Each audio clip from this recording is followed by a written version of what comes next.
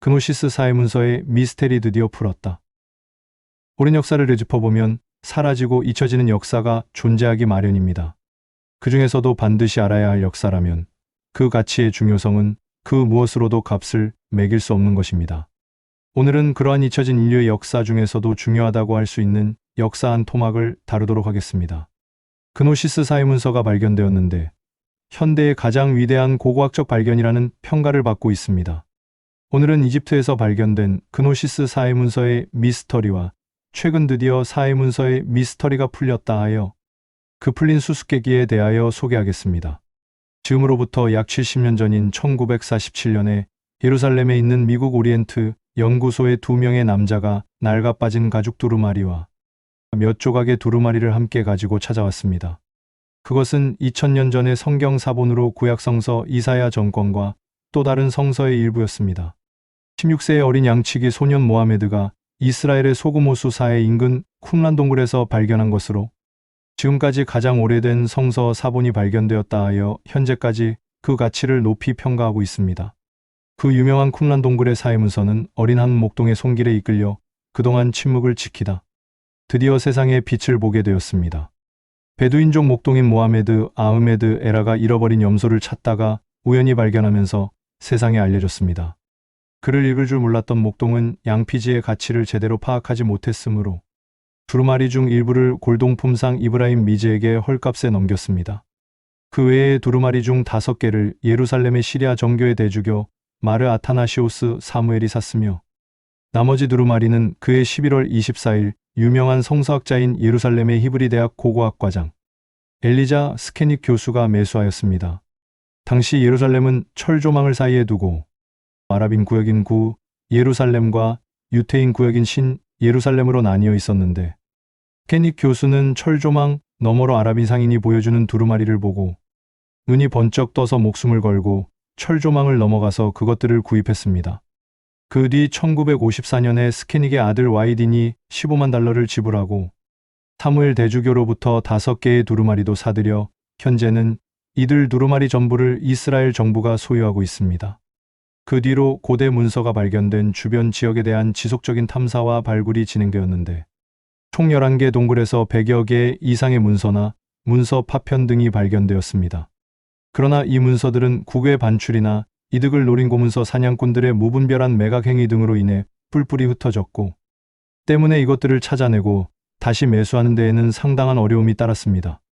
사회문서를 복구하기 위해 독일을 중심으로 한 화석, 복원 등의 기술이 서적이나 문서, 복구에 응용되기 시작하여 지금은 많은 문서들과 고고학적으로 큰 가치를 지닌 벽화 등이 복원되고 있습니다. 전문가들로 꾸려진 복원팀은 부서지고 지워지고 뜯겨진 사회문서를 조심스럽게 하나둘씩 복원해 나가기 시작했습니다. 사회문서에는 당시 시대상 유대인들의 가치관이나 신앙에 대한 포괄적인 내용이 담겨 있으며 하느님을 일관되게 엘로힘이라 칭합니다. 그러므로 여러 가지로 역사적 학술적 의미가 많은 인류의 크나큰 재산이라 할 수 있을 것입니다.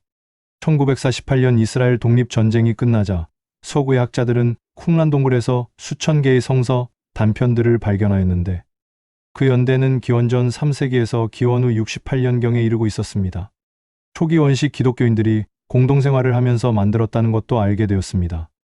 이사야 사본들은 이스라엘 정부의 감독하에 기독교와 유대교로 구성된 비공개 형식의 배타적인 위원회에 의해 공개되지 않고 연구해왔습니다. 비공개로 진행되자 로마 가톨릭의 사제들과 많은 학자들이 공개하라고 비난하기 시작하였습니다. 1991년 11월 19일에 사회사본 연구의 세계적 권위자로 인정받고 있는 양심적인 고고학 박사가 쿰란 문서에 대해서 공개한 내용을 다음과 같이 발표하였습니다. 이 내용의 일부는 타임즈에도 소개된 바 있습니다. 다음은 그 내용의 일부입니다. 그러나 시대가 변했습니다. 사람들은 문서의 전면적인 공개를 요구하고 있습니다. 나는 마침내 지금이 바로 전진을 위한 시대이며 내가 알고 있는 것을 알려야겠다고 느꼈습니다. 이 귀중한 문서는 구약의 초본 정도가 아닙니다. 그것은 문자 그대로 세상을 흔들고 있는 예언과 역사적 정보를 수록하고 있습니다. 파리에서의 기자들과 성직자들에게 본진 박사의 보고는 수년간 많은 논쟁을 불러일으킬 것임에 틀림없었습니다. 한 팔레스타인 목동에 의해 1947년 문서가 발견된 일에 대해 많은 글을 써온 본진 박사가 일반인이 보아서도 들어서도 안 되는 특별한 정보를 노출하고 있다고 비난했습니다. 독일의 고고학자 울리케 호프만 같은 다른 전문가들은 문서에 대한 진실을 결정적으로 밝힐 정직성과 용기를 지닌 것에 대해 본진 박사를 찬양했습니다. 2000년 된 사해 문서의 연구와 발간을 주관하고 있는 바티칸과 이스라엘 고고학 강국은 이 문제에 대해 예외적으로 침묵을 지키고 있습니다. 그러나 본진 박사는 그들이 50년간 대중을 속여왔다는 것을 인정하지 않는 한 그들은 비밀의 사회문서 내용에 대해 아무 할 말이 없을 것이라고 말했습니다. 그는 1952년에 바티칸의 사회문서를 보았다고 주장하고 있습니다. 그는 함께 본 다른 5명의 이름을 밝히기를 거부하고 있습니다. 한 고위 바티칸 소식통은 본진 박사가 실제로 신뢰할 수밖에 없는 사회문서의 내용에 대해 충분히 말할 수 있는 신뢰와 위치에 있음을 확인해 주었습니다. 또 이 소식통은 이 특별한 문서의 내용이 안전을 위해 바티칸에 보내진 것은 그 내용이 세계의 경악과 혼란을 가져올 것을 두려워했기 때문이라고 밝히고 있습니다. 그러한 우려가 근거가 있든 없든 결국 본진 박사가 밝혔으므로 명백해졌지만 본진 박사는 다음과 같이 결론을 내리고 있습니다. 나는 내가 해야 할 일을 했으며 후회는 없습니다. 내가 옳았는지 잘못했는지는 하느님이 결정할 것입니다. 그리고 그 점에 대해 아무도 이의를 제기할 수 없을 것입니다. 공개된 사회문서에 다음과 같은 내용이 있습니다. 예수의 결혼, 거대한 원반형의 우주선, UFO의 함대가 2500년 전 지구에 착륙했습니다. 노아의 방주는 이집트의 대피라미드에서 수마일 떨어진 곳에 착륙했습니다. 모세는 유대인도 이집트인도 아닙니다. 그는 다른 행성에서 왔습니다. 하나님의 모습은 불타는 초록 눈과 흘러내리는 갈색 머리를 하고 있습니다. 사회문서에는 바퀴 달린 장대한 탈것과 천사의 부대와 함께 전투에 대한 기록이 있고 사회문서 또 다른 곳에는 날아다니는 UFO에 대한 기록 등이 있었습니다. 그노시스 문서 또는 사회문서라고 말하는 문서의 기록을 자세히 살펴보면 외계인에 대한 내용이 나옵니다. 그래서 학자나 특히 종교 지도자들은 이러한 사실이 세상에 알려지는 것을 두려워하여 철저히 비밀에 붙였다고 합니다. 아마도 그동안 자신들이 굳게 믿었던 믿음의 뿌리가 송두리째 뽑힐 뿐더러 더 나아가 사기꾼이라는 비난을 들을 수도 있었기 때문이었습니다. 예수의 결혼이나 우주선과 외계인은 자신들의 종교에서는 허락할 수 없는 금지된 단어들이기 때문에 더더욱 그노시스 사회문서를 가짜라고 주장하게 됩니다.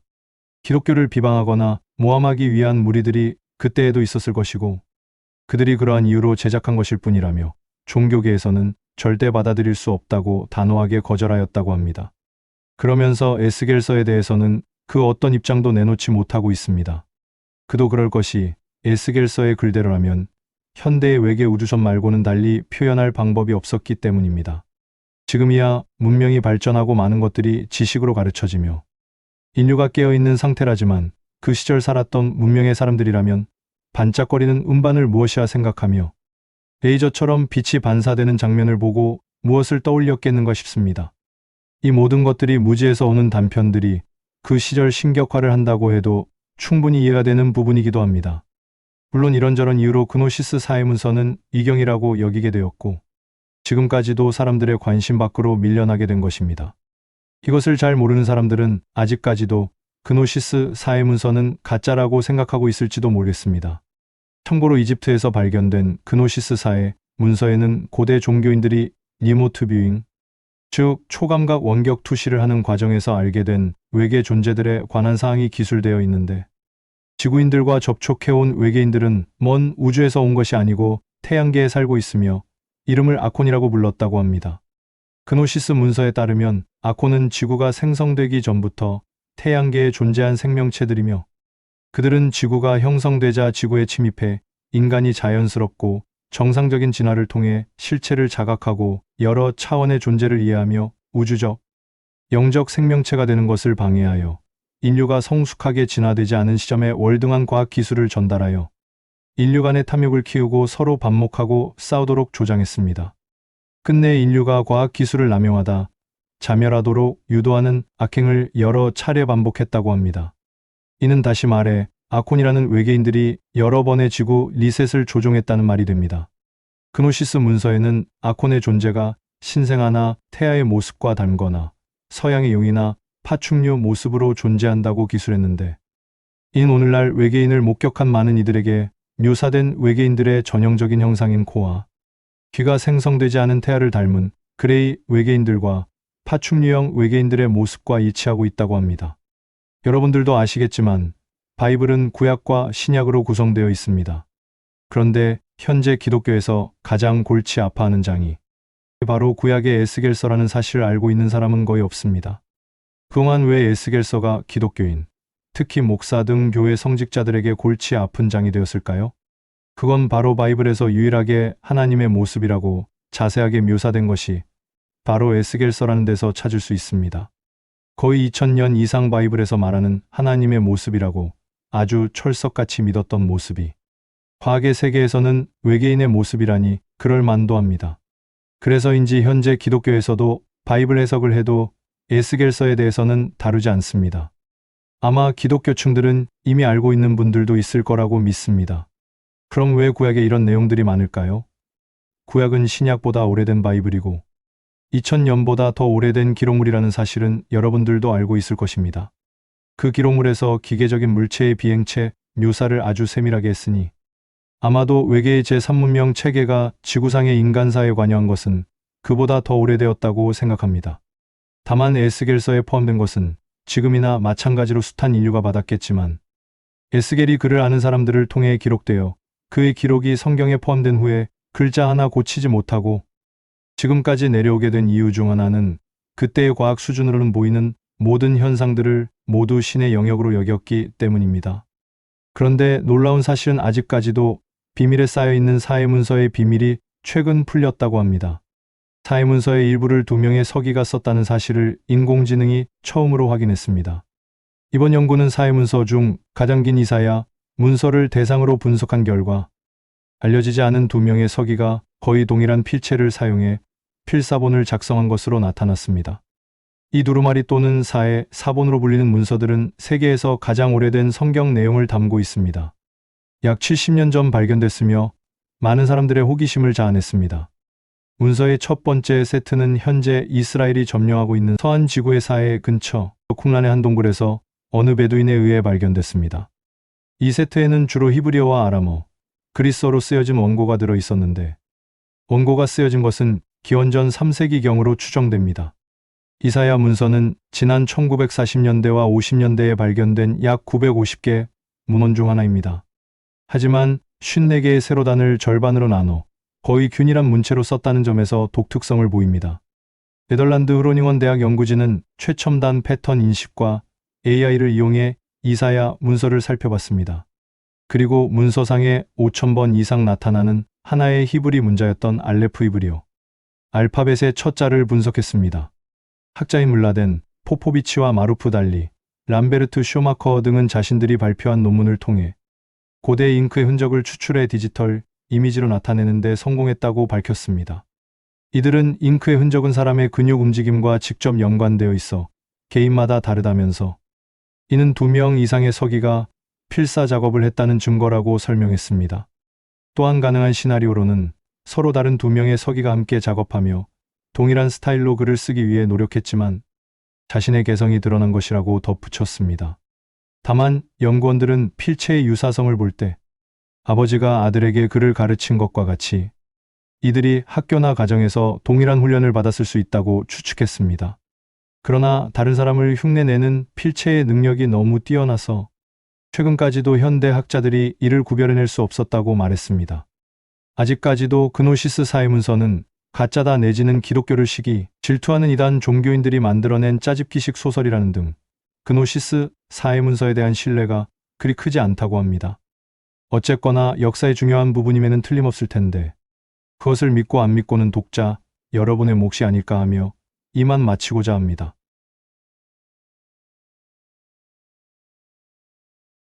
충격, 내 몸이 불타고 있다.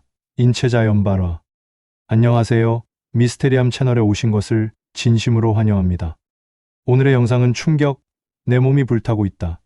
인체자 연발화에 대한 영상을 준비하였습니다. 여러분들은 갑자기 온몸에 불이 붙어 죽는다면 어떤 기분일까요? 물론 순간 너무 당황스러움에 어쩌지 못하고 외마디 비명조차 지르지 못할 수도 있겠고 자신의 죽음을 맞이하여 신에게 자신을 맡기며 기도할지도 모릅니다. 하지만 만일 진짜로 한순간에 내 몸에 불이 붙는다면 얼마나 당황스럽고 어이없을까요? 그것도 순식간에 커다란 화마가 되어 내 육체를 불태운다면 얼마나 당황스러울까요? 실제로 인체자연발화는 존재한다고 합니다. 그저 영화 속 주제로나 그렇겠거니 했는데 실제로 존재한다니 세상은 알다가도 모르는 완전 미스테리한 세상이 맞다 싶습니다.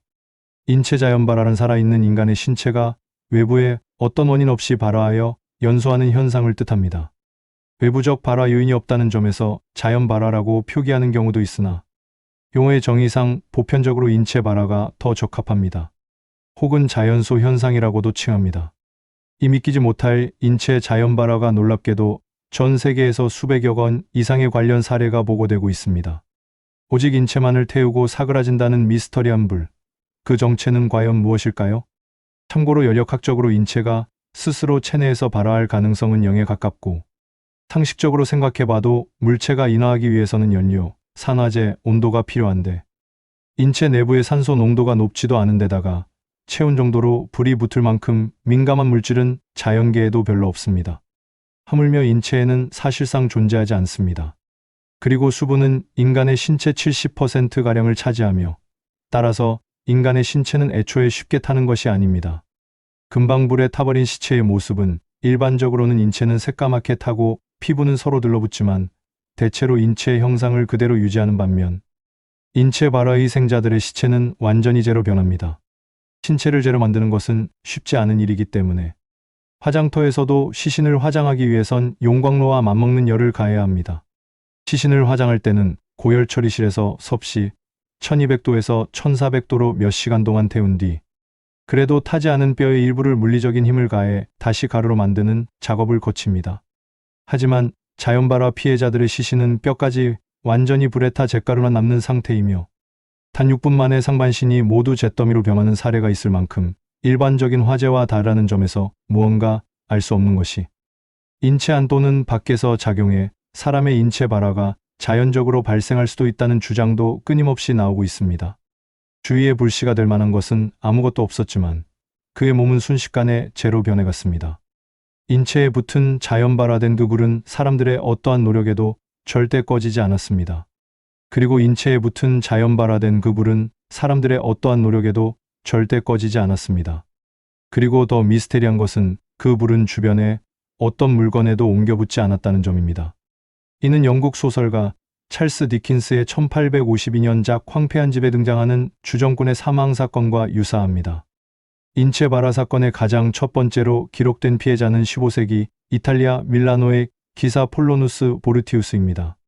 술꾼이었던 그는 어느 밤 술집에서 와인을 마신 이후 걸어 나오는 길에 갑자기 물을 토하기 시작했습니다. 바로 직후 그의 몸은 갑작스럽게 발화하기 시작했습니다.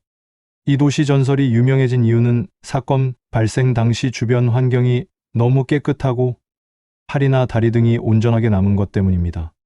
실제로 자연 발화로 기록된 사건은 대략 200건 정도로 모두 정확한 원인을 판명할 수 없었으나 조사관들의 합리적인 추측만 남아있을 뿐입니다. 실제로 1966년 미국 펜실베이니아의 노인의사 벤틀리도 자신의 집에서 불에 타 사망했습니다. 발견 당시 그의 몸은 다리 한쪽을 제외하고 모두 제로 변해 있었으며 헬렌의 경우처럼 몸만 온전히 연소되었을 뿐 신고 있던 신발 등 주변 물건은 전혀 타지 않았습니다. 3년 뒤 미국 뉴욕의 한 술집에서는 만취 상태로 잠든 알코올 중독자 캐리엇의 복부에서 자연 발화로 추정되는 원인 미상의 불이 일어났습니다. 동석했던 친구들이 물을 끼얹으며 진압에 나섰지만 결국 그는 병원에서 치료를 받던 중 유명을 달리했습니다.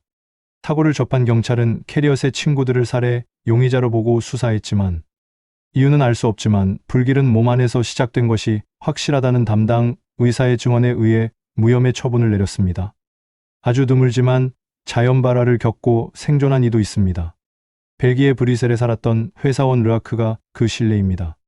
그는 1979년 승용차로 출근을 하던 중 무언가 타는 듯한 냄새를 맡고 차를 세웠습니다.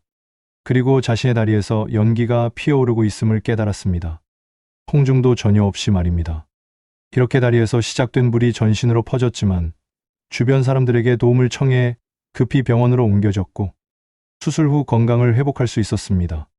르아크의 의료진은 차량에서 떨어진 기름이 다리에 묻은 상태에서 우연히 불이 붙은 것으로 추정했습니다. 물론 차량이나 바지에서 이를 뒷받침할 증거는 발견되지 않았습니다. 게다가 르아크는 1년 뒤 유사한 일을 또 다시 겪었고 그 뒤로는 항상 휴대용 소화기를 지니고 다녔다는 후문입니다. 이처럼 자연 발화로 추정되는 사건들은 이외에도 세계 곳곳에서 빈번히 일어났습니다. 1982년, 1998년, 그리고 바로 작년에도 영국, 호주, 중국 등지에서 관련 사고가 보고되었습니다. 특히 한 연구에 따르면 영국과 미국에서만 각각 400여 건, 200여 건의 자연 발화 의심 사례가 확인되었습니다. 이들 사례를 살펴보면 몇 가지 공통점을 발견할 수 있습니다. 우선 자연 발화는 불과 몇 분 만에 인체를 잿더미로 만들어 버립니다.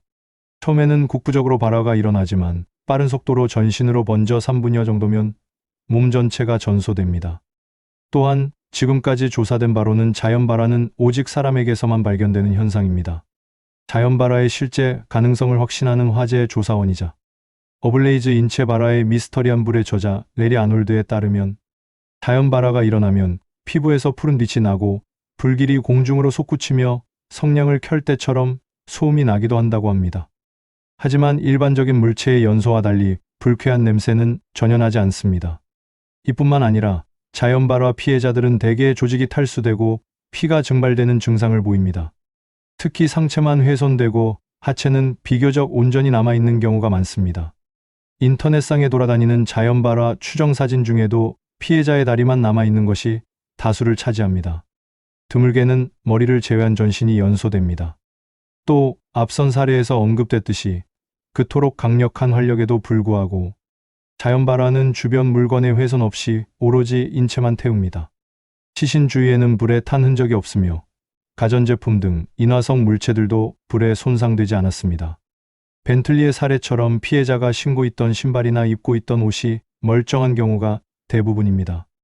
레리 아놀드는 인체가 제로 변하려면 최소 2000도 이상의 고온에 노출돼야 한다고 설명합니다. 게다가 그 정도 온도에서조차 불과 몇 분 만에 뼈와 살이 완전히 제로 변하는 것은 사실상 불가능하다고 지적합니다. 실제로 시신을 화장할 때도 소각로의 온도는 1200도에 이르지만 뼈는 전혀 타지 않고 남아 있습니다. 그러므로 뼈까지 제로 변하는 자연 발화는 일반적인 화재 사건과는 전혀 다른 현상으로 봐야 한다는 것이 아놀드의 판단입니다. 우리의 지식으로는 사람의 몸속에서 이같이 엄청난 온도의 열 에너지를 생성하는 메커니즘은 존재하지 않습니다. 설령 존재한다고 해도 인체를 태우고 사라지는 자연 발화를 설명하지 못합니다. 이런 이유로 학자들은 자연 발화가 실제하는 현상이라고 받아들이지 않고 있습니다. 이에 대해 아놀드는 사람들이 자연 발화를 인정하지 않으려는 이유는 단지 경험이 부족하기 때문이라고 강조합니다. 처음 접한 현상이라 쉽게 받아들이지 못한다는 것입니다. 아울러 아놀드는 오래전에도 자연 발화에 대한 흔적이 발견된다고 말합니다. 구약 성경 레위기에 등장하는 이상한 불이 여호와 앞에서 나와 아론의 아들들을 삼켰다는 구절이 바로 자연 발화 현상을 상징한다는 게 그의 주장입니다. 촛불 효과, 정전기 효과, 아놀드에 따르면 자연 발화를 과학적으로 해석하기 위한 시도는 끊임없이 있어 왔습니다. 그 결과 몇 가지 가설들이 도출되었죠. 학자들이 자연 발화를 설명할 때 가장 일반적으로 펼치는 논지는 촛불 효과입니다. 인체에 불이 붙으면 그 열로 인해 체지방이 녹으면서 양초처럼 끝까지 타버린다는 것입니다. 한마디로 이 가설에서 인체를 양초, 옷과 체지방은 각각 심지와 연료원으로 보는 것이죠. 몇 년 전 영국 BBC의 한 프로그램에서 죽은 돼지에 불을 붙여 촛불 효과가 과학적으로 가능하다는 사실을 입증하기도 했습니다. 많은 동물 중 돼지를 택한 이유는 식성, 해부학적 구조, 생리 특성, 지방 분포가 사람과 비슷하기 때문입니다. 이 실험을 주도했던 연구진은 돼지 실험과 자연 발화 현상이 동일하다며 자연 발화가 원인불명의 초자연적 현상이 아닌 특정 환경에서 얼마든지 발생할 수 있는 사고라고 풀이했습니다. 자연 발화 희생자들이 주로 상체만 훼손되는 것 역시 촛불 효과로 추정이 가능합니다. 간을 비롯한 상체 내장 조직에 비해 다리 등 하체는 지방이 적어 연소력이 떨어질 수 있기 때문이죠. 하지만 이 가설에는 큰 오류가 있습니다. 돼지의 뼈까지 완전히 연소시키는데 최소 6시간에서 7시간이 소요된다는 점입니다. 촛불 효과가 믿거나 말거나 시계 가설이라는 옷을 벗으려면 반드시 이 부분을 설명해야만 합니다. 일각에서는 자연 발화가 영국, 미국 등 선진국의 노인들에게서 주로 발생했다는 점을 들어 화학물질 과다 사용을 원인으로 꼽기도 합니다. 약품과 같은 화학물질을 장기간 사용하면서 인체 에너지의 균형이 깨져 자연 발화를 촉발한다는 것이죠. 이 밖에도 자연 발화와 관련한 몇 가지 가설들이 존재합니다.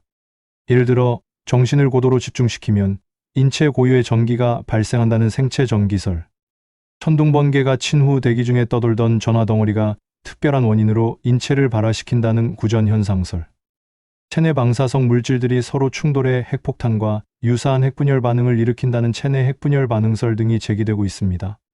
덧붙여 음주나 고열 때문에 체온이 급상승해 발화한다는 고열설, 화병 및 화증으로 인한 체내의 화기를 원흉으로 보는 화병설 등 다소 엉뚱한 추론들도 존재합니다. 하지만 이 모든 가설들은 어떤 것도 확고한 지지나 설득력을 얻지 못하고 있습니다.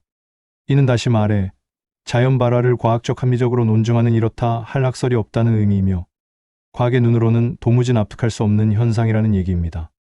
이쯤에서 우리나라에서도 자연 발화에 대한 기록이 남겨져 있다는 것을 알게 되었습니다. 조선시대에서도 기록이 남아 있었는데 정약용이 남긴 흥음신서에도 이것으로 추정되는 사건이 기록되어 있습니다. 1815년 12월 겨울 나주에서 김점용이라는 사람이 불륜을 맺다가 유부녀였던 상대 여성인 한씨 부인과 같이 타 죽은 시체로 발견되었습니다. 그런데 옷이나 이불, 심지어 방바닥까지도 탄 흔적이 없고 사람 몸만 타버린 사건이었습니다. 당시 사건을 수사하던 포도청 수사관들은 이 집주인이나 김용의 아내 또는 한씨 부인의 남편인 박기원이 저지른 짓으로 의심하여 조사했지만 살인 방법에 대해서는 도저히 입증할 수가 없어서 결국 흐지부지 미해결로 끝났습니다. 정약용은 이들 불륜을 눈감아주면서 돈을 받고 방을 빌려준 방 주인이 잘못은 있지만 살인사건은 도저히 어떻게 된 일인지 모르겠다고 덧붙이며 마무리했습니다. 추가로 원혼이 죽인 것이 아닐까 할 정도로 도저히 이해할 수 없는 사건이라는 사견까지 남겼습니다. 디스커버리 채널에서도 인체 발화를 다루었는데 프로그램을 보면 정말 기가 막힌 것이 인체는 다 타버렸는데 방이 멀쩡하다는 점입니다. 상식적으로 몸이 타버릴 정도의 고열이라면 방 안도 다 타버려야 정상인데 인체가 있던 자리만 구멍이 나고 천장이나 가구는 멀쩡하니 믿기지 않을 정도입니다. 그리고 인체 발화를 2번씩이나 겪은 사람도 방송에 나왔는데 신체가 멀쩡한데 자기 몸에서 불이 난 것이 아직도 이해할 수 없다고 말했습니다. 아무튼 세간에 알려진 자연 발화에 대한 논의는 여전히 미궁 속에 빠져 있으며 세간에 알려진 자연 발화설의 대다수는 완전한 조사가 이루어지지 않았거나 소문에 의존한 결과물이라는 점에서 신뢰하기 어렵습니다. 이는 자연 발화 현상을 과학적으로 설명하는 데 있어서 명확한 학설이 없다는 의미이기도 합니다. 그렇지만 이러한 미스터리한 현상은 과학자들의 호기심을 자극하고 있으며 언제든지 새로운 발견이나 연구를 통해 진실이 밝혀질 가능성도 존재합니다. 자연 발화가 실제하는지 여부는 아직 확실치 않지만 앞으로도 많은 연구와 조사가 이루어질 것으로 예상됩니다. 세상을 살아가다 보면 우리가 잘 알고 있다고 생각하는 인체마저도 신비롭고 미지의 영역임을 깨닫게 됩니다. 혹시라도 여러분께 인체 발화가 일어난다면 당황하지 말고 침착하게 불을 끄면 살아날 수 있다고 합니다. 물론 그런 일은 일어나서는 안 되겠지만요.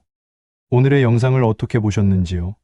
조금이라도 재미있고 유익한 시간이었기를 바라며 다음 시간에도 좀 더 재미있는 미스테리로 찾아뵙도록 하겠습니다. 지금까지 미스테리함이었습니다. 감사합니다. 적중률 90% 타라빅의 3차 세계대전. 안녕하세요. 미스테리함 채널에 오신 것을 진심으로 환영합니다. 오늘의 영상은 적중률 90% 타라빅의 3차 세계대전이라는 주제로 영상을 준비하였으니 재밌고 유익한 시간 되시길 바라며 바로 시작하겠습니다. 예언 적중률이 무려 90%에 달하는 타라빅은 세르비아의 작은 마을에서 1829년에 태어나 1899년에 생을 마감했습니다. 그는 가난한 양치기로 글을 읽고 쓸 줄 몰랐다고 합니다. 그의 예언은 그가 글을 읽고 쓸 수 없었기 때문에 마을의 신부인 자하리치에 의해 기록되었습니다. 타라빅의 예언은 다른 예언들과 달리 쉽게 이해할 수 있는 언어로 기록되어 있다는 특징이 있습니다. 타라빅의 예언이 사람들의 관심을 받게 된 것은 그의 예언이 세계대전과 같은 중요한 사건들을 정확히 맞추면서부터입니다. 타라빅은 2차 세계대전도 예언했는데 그는 이후로 작은 전쟁은 있을지라도 오랫동안 큰 전쟁은 없을 것이라고 예언했습니다. 그는 이외에도 많은 예언을 남겼지만 아직 이루어지지 않은 예언들도 있습니다. 그의 예언 중 가장 많은 주목을 받고 있는 것은 3차 세계대전에 관한 것입니다. 그러나 그도 이 전쟁이 언제 일어날 것인지는 알지 못했으며 그날은 오직 10만이 알 것이라고 이야기했습니다. 또한 다른 예언들과 달리 전쟁 후의 상황에 대해서도 예언했는데 그는 이 전쟁 이후로 더 이상의 전쟁은 없을 것이라고 이야기했습니다. 예언 적중률이 무려 90%에 달하는 타라빅의 또 다른 예언들도 소개하겠습니다. 1890년 세르비아의 작은 마을에는 그를 배우지 못한 문맹의 가난한 양치기 타라빅이 있었습니다. 어느 날 그는 세르비아 정교의 신부를 찾아가 자신이 미래를 보는 것 같다고 전했습니다. 그는 성루크의 날인 10월 18일에 전쟁이 발발하며 3년 뒤에야 전쟁이 끝난다고 밝혔으며 자신이 사는 마을 드리나강이 거꾸로 흐른다고 전했습니다. 이 밖에도 그는 자신이 보는 미래를 모두 전했으며 신부는 이 예언을 적어 사람들에게 전하며 전쟁에 대비해야 한다고 했습니다. 그러나 사람들은 타라빅의 말을 믿지 않았습니다.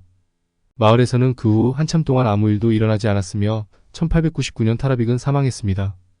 그러나 1914년 1차 세계대전이 일어났고 성루크의 날인 1915년 10월 18일 독일군이 마을에 진입하고 전쟁이 끝났습니다. 또한 그의 예언대로 신부가 전쟁이 끝나는 해에 사망했습니다. 이처럼 타라빅의 예언들이 맞아떨어지자 그제서야 사람들은 그의 예언을 주목하기 시작했습니다. 그렇게 시작된 그의 다른 예언들 역시 맞아떨어졌습니다. 타라빅은 첫 번째 전쟁 이후 또 다른 전쟁이 벌어지며 비뚤어진 십자가를 상징으로 한 지도자에게 전 세계가 지배받는다고 했습니다. 또한 유엔이 설립될 것이라고 밝혔습니다. 여기서 그치지 않고 타라빅은 세르비아의 새 지도자, 유고슬라비아 초대 대통령 요시프 브로즈 티토가 자신의 다리 때문에 죽게 될 것이라고 예언했으며 그는 오른발 절단 수술로 사망했습니다. 타라빅은 또한 발명, 석유 개발, 에이즈와 같은 난치병을 예언하기도 했습니다. 다른 예언가들과 달리 구체적인 이야기를 전하고 90% 이상의 적중률을 보이는 타라빅의 예언에 사람들이 열광하기 시작했습니다. 특히 사람들이 주목하는 예언은 두 번째 전쟁이 끝나고 많은 이들이 신이 아닌 인간의 지능을 믿게 되며 결국 또 전쟁이 일어난다는 것입니다. 전쟁이 끝나면 오랜 평화가 찾아오고 동양의 현재가 나타날 것이라고 3차 세계대전을 예고한 부분입니다. 물론 과학적으로 보면 실제로 미래를 예견했다기보다는 굉장히 두루뭉술하게 예언을 남기면서 대강 맞추는 일종의 반이었다고 할 수 있습니다. 가령 1차 세계대전과 2차 세계대전을 예언했다는 것도 당시의 국제 정세를 조금만이라도 알고 있다면 그 정도의 대란이 있을 것이라는 건 예측 가능한 수준이었을 것입니다. 이는 그의 예언에 대해 그다지 신뢰하지 않는 자들의 이야기입니다. 하지만 전문가들조차도 쉽게 자신의 생각을 표현하기 쉽지 않습니다. 그것은 미래를 제대로 파악한다고 해도 무사한 것이 지구의 삶이기 때문입니다. 그렇기에 더욱이 글을 읽고 쓰지 못하는 문맹인 타라빅에 여러 예언들은 그저 세상 돌아가는 상황을 보고서 눈치껏 때려 맞춘다는 것은 말이 안 되는 것입니다. 또 그렇게 때려 맞춘다고 해도 그 역시 대단한 능력이 아닌가 싶습니다. 그의 예언은 노스트라다무스처럼 어려운 은유나 비유가 없습니다. 그래서 누구나 읽으면 그의 예언을 알아볼 수 있다고 합니다. 그렇다면 이쯤에서 그의 여러 예언 중 가장 커다란 이슈가 되었던 세계대전부터 파헤쳐 보도록 하겠습니다.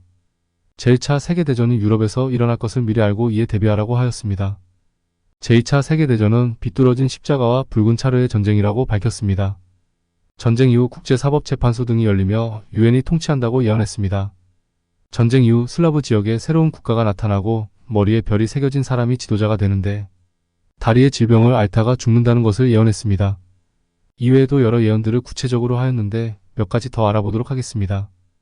바닥에 깊은 구멍을 뚫고 지하보도 지표면을 빛나게 할 것이라는 예언은 석유를 예언했다고 합니다.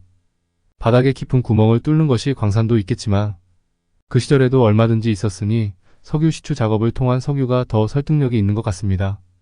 사막으로 이루어진 곳으로 여행할 것이라는 예언은 달이나 화성으로의 여행을 예언했다고 하는데 일론 머스크의 스페이스X를 통해 조만간 시험되지 않을까 싶습니다.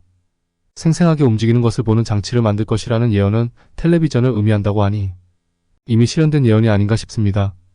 그런데 그 시절 문명인 타라빅이 텔레비전을 예언했다니 놀랍지 않습니까?